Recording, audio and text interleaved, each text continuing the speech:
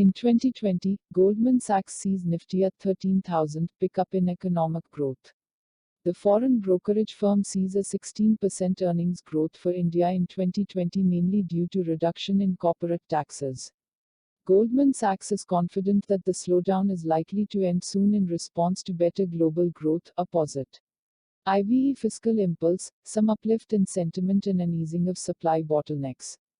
Topics. Goldman Sachs Nifty Indian economy. Even after a firm rally in 2019, foreign brokerage firm Goldman Sachs thinks that the stock markets have more room for expansion. Indian equity valuations remain elevated relative to its historical range and at a 40% premium to the region. According to Goldman Sachs estimates, the Nifty is expected to touch 13,000 by the end of 2020. This indicates a 6.47% rise from the record high level of 12,158.8 that the 50-share index touched on the 28th of November this year. However, valuations have partly priced in the expected recovery. We expect the Nifty to reach 13,000 by end 2020, said Timothy Mo, Chief Asia Pacific Strategist. Goldman Sachs while addressing media. Goldman Sachs is overweight on India driven by hopes of cyclical macro and earnings recovery.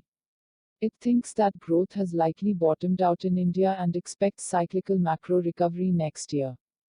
Goldman Sachs expects India, Korea and Taiwan to deliver strongest earnings growth in 2020. It sees a 16% earnings growth for India in 2020 mainly due to reduction in corporate taxes. We forecast India earnings to pick up from 12% this year to 16% next year, which will be the second highest. APE's growth forecast in the region after Korea. Earnings recovery is likely to be driven by financials and domestic cyclical sectors, said Goldman Sachs.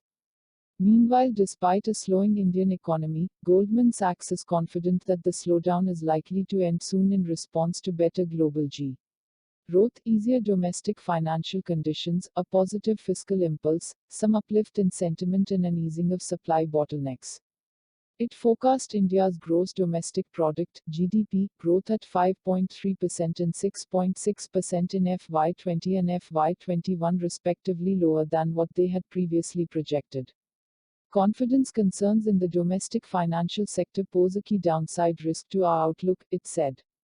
Growth in India GDP in September quarter slowed for the sixth consecutive time to 4.5%, the lowest since March 2013, as manufacturing output contracted, according to data released on Friday.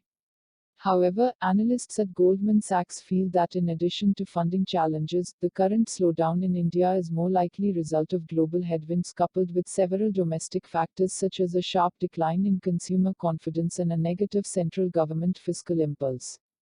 It expects an uplift in sentiment, as well as some easing of supply bottlenecks to contribute meaningfully to a sequential pickup in growth, distributed across higher consumption, investment and exports.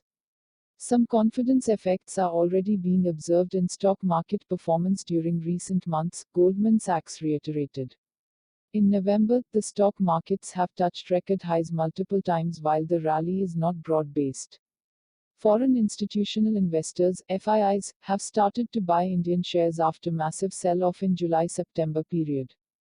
In November, they bought Indian shares worth $3.15 billion while they are net buyers of $12.97 billion in this year so far.